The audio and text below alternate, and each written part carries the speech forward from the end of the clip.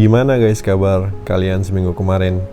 Balik lagi di Bangkok Monolog ya. Hari ini gue mau update mengenai kepindahan gue ke kondo yang baru. Jadi kalau lu udah nonton video sebelumnya, ada beberapa kondo dan rumah gitu ya yang udah gue cek satu-satu gitu, yang udah gue filter dan gue datengin satu-satu untuk gue lihat. Pilihan gue jatuh ke kondo yang terakhir. Jadi kalau lihat video yang sebelumnya itu ada banyak kondo dan rumah-rumah gitu. Nah yang terakhir itu yang memang surprisingly gue bisa dapetin harga yang oke, dan di saat bersamaan juga dengan kontrak perjanjian yang cukup oke lah dibanding yang lain gitu. Agenda hari ini gue mau datang ke kondo itu untuk cek lokasi ya. Jadi kayak sebelum tanda tangan kontrak mau cek-cek barang, kondisi apa udah ada yang rusak atau belum. Intinya nanti gue keluar dari kondo itu keadaannya harus sama gitu. Jadi dan hari ini gue taking picture sama gue mau ngukur-ngukur juga tempat kosong atau empty space yang bisa gue dekor atau gue taruh barang-barang gitu di sana. Mostly karena gue mau ini sih guys, gue mau ubah balkonnya nanti jadi tempat yang cozy banget biar gue bisa betah di rumah gitu. Dan hari ini kita ketemu janjian jam 11. So seperti biasa gue jalan naik boat ke kondonya karena letaknya nggak gitu jauh dari tempat gue. Dengan naik boat ya, jadi kayak motong jalan gitu. Sebelum ketemu seperti biasa gue menghabiskan waktu untuk minum kopi dan ngerokok. Kali ini di cafe di deket rumah baru gue nih guys. Jadi kafenya gokil banget, cozy gitu, kayak hipis gitu, keren banget dah. Memang agak mahal sih. Jadi karena ini lingkungannya lingkungan orang Jepang gitu. Area orang Jepang ya, nama areanya Ekamai. Jadi itu memang kayak nama tempat di Jepang yang namanya Ikimai kalau gue nggak salah gitu. Kopinya so-so 65/100 lah. Kuenya juga 70/100, tapi tempatnya cozy dan harganya meskipun nggak murah tapi nggak bisa dibilang yang super mahal banget sih gitu. Jadi so gue enjoy banget sih minum kopi sambil nunggu ketemu agent propertinya buat nanti cek kondisi gitu.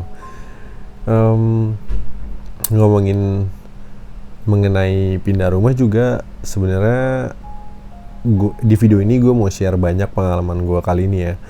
Memang gue nggak bisa share sampai kayak detail karena mungkin nggak etis. Tapi gue mau share karena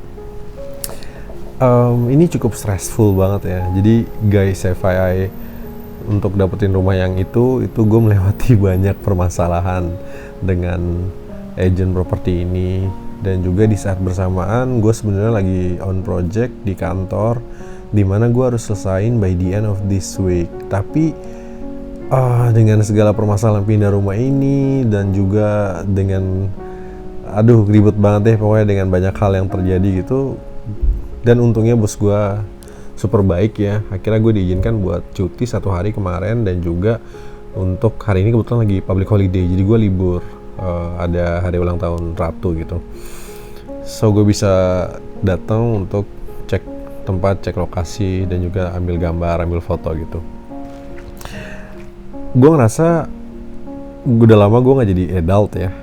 Jujur gue gak ngerti, gue gak tahu definisi lu menjadi adult itu apa. Tapi buat gue definisi menjadi adult adalah taking care of yourself by yourself gitu. Jadi gimana lu menyelesaikan masalah sendiri. Dan gue agak kaget, gue agak gagap gitu. Karena jadi gini, singkat cerita intinya adalah gue ada masalah dengan agent properti gue yang ini gitu. Tapi gue mohon maaf gue gak bisa kasih detailnya. Tapi itu cukup menyita perhatian, menyita konsentrasi gue. Jadi intinya gue harus pindah dalam waktu 3 hari, tapi ada masalah banyak banget. Dan akhirnya gue bisa menyelesaikan itu semua gitu. Gue discuss dengan beberapa orang terdekat ya. Gue bisa bilang ada 4 orang, dengan housemate gue, dengan senior gue di sini, dengan temen baik gue di Indo yang memang dia property agent, dan juga dengan satu temen Perancis gue. Jadi gue ngerasa meskipun gue punya masalah gitu ya, gue ngerasa dengan kedatangan mereka, dengan advice dari mereka itu, gue ngerasa bahwa justru masalah itu bikin lu ngerasa, lu tuh bikin lu aware atau realize bahwa lu tuh nggak sendirian, bahwa lu tuh punya orang-orang terdekat yang sebenarnya support sama lu ya. Jadi uniknya adalah cara mereka support tuh beda-beda gitu. Ada yang ngasih advice-nya ala-ala preman gitu ya, yang yang nggak bisa diikutin tapi somehow ada benarnya gitu. Ada satu teman gue yang bilang, lu tuh menjalani hidup tuh slow banget gitu, terlalu slow. Jadi it's time buat lu tuh wake up dan ngebut gitu loh. Dan gue nggak aware sampai ada di hal ini, gue nyadar bahwa shit, gue harus take decision of my own life gitu loh. Memang ada beberapa advice dari dia yang gak gue jalanin gitu, tapi itu dari dia salah satunya itu yang bikin gue kayak oke, gue harus taking care of myself, taking care of my life gitu. Ada juga advice dari temen gue yang memang gue nggak aware bahwa mungkin selama ini kita cuma ngeliat satu masalah dari sisi kita gitu, dan kita nggak bisa ngeliat dari sisi orang lain karena kita pengetahuan kita terbatas, yaitu kita cuma tahu apa yang kita tahu gitu. Dan ada satu temen gue ini yang ngasih advice yang bikin gue kayak eureka moment gitu ya, momen dimana oke, jadi nggak selamanya kita harus menang terus, tapi kita harus, kalau ada win-win solution yang memang kita harus mengurangi ego atau menurunkan sedikit ego kita, yang penting menang gitu, sama-sama menang, why not gitu. Jadi gue ngerasa kayak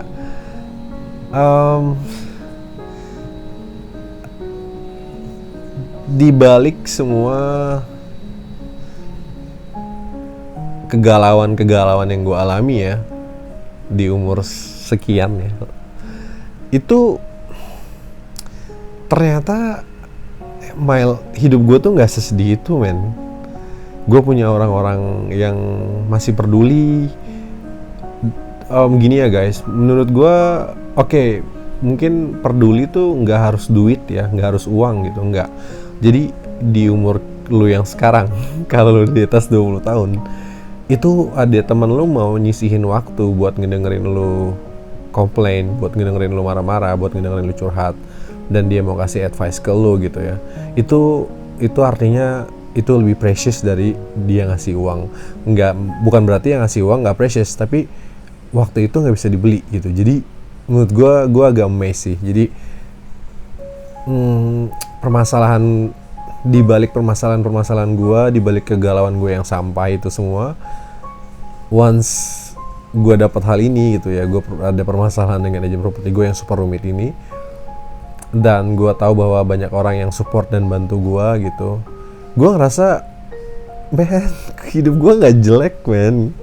Hidup gue nggak tahu sih, ya memang gue nggak bersyukur itu ya jadi orang. Gue masih ada moment of grateful kok di hidup gue gitu. Tapi sometimes gue ngerasa kayak gitu kan. Sometimes gue ngerasa kayak fuck my life gitu ya. Sorry, ini bukan buat anak kecil, jadi gue nggak akan sensor. Gue ngerasa kayak gitu. Dan itu aja sih menurut gue. Kayak setelah kejadian ini, mulai dari sekarang gue cuma mau being grateful gitu sama dengan orang-orang yang udah ada di hidup gue. Dan juga mungkin kalau lu nonton gitu ya, kalau ada yang nonton di video ini di antara orang-orang itu, thank you very much for your time and for your advice. I really appreciate that. Sampai situ dulu video hari ini guys. Thank you udah nonton video gue. Sampai video berikutnya. Ciao ciao. Bye bye.